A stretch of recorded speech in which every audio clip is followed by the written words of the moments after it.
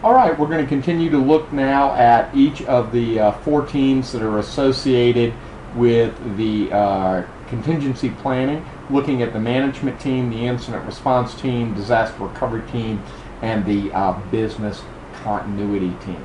So let's start with that management team first. That management team, as you look at their functionality, is going to be the overarching team that's going to look at collecting information about systems, the threat, doing that DIA, and then working on building plans associated with each of the potential risks that are out there. In doing so, you're going to have a champion, a project manager, and then team members that typically come from managers that are associated with interested fields. So as you're building this team, you've got that one champion, let's say leader, you've got a project manager that keeps things on time, on task, on focus, and then you've got those team members that are going to contribute to that management team. In doing so, they're going to bring in folks that are associated with the incident response team. And you know, the best way to think about this is bad things happen. How are we going to detect that a bad thing has happened, evaluate the situation, and then respond very quickly? You know, the best way to think about this is triage. You know, you've got to look at what the risks are associated with that particular incident and how we're going to respond to that. Think about this as a zero-day attack. A zero-day attack has occurred on your computer systems. You have to detect that the attack has occurred, evaluate what risks are associated with that zero-day attack, and then respond effectively to that zero-day attack.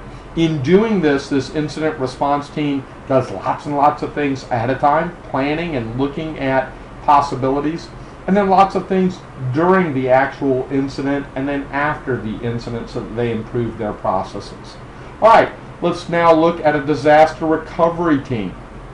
Same kind of thing. We're going to detect, evaluate, and respond to disasters, and then we're going to try to reestablish operations at the principal business site. We're not jumping to another site. The site's not destroyed.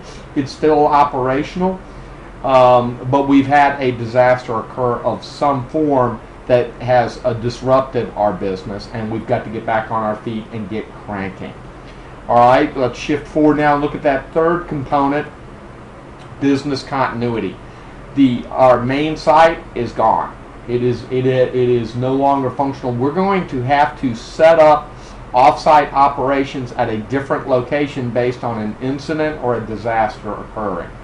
And again, like I talked about in the last video, you want to kind of scale through these. You want to build that incident response capability first, then your disaster recovery, then your business continuity, because that's the order of likelihood of these things occurring.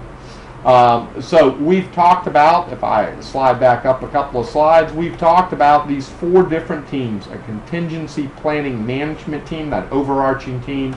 We've talked about incident response, disaster recovery, and business continuity teams, and the differences. An incident, just keep in your mind that kind of zero-day attack. A disaster, something bad has happened, but you're still operating out of your main site.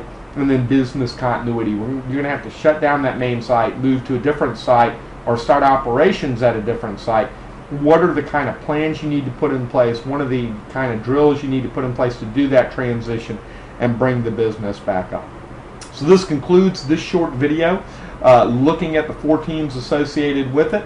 And when we get back together, we're going to look at that business impact analysis in greater detail. Thanks for listening. Look forward to talking with you soon. Hope all is well. Keep studying computer security and privacy.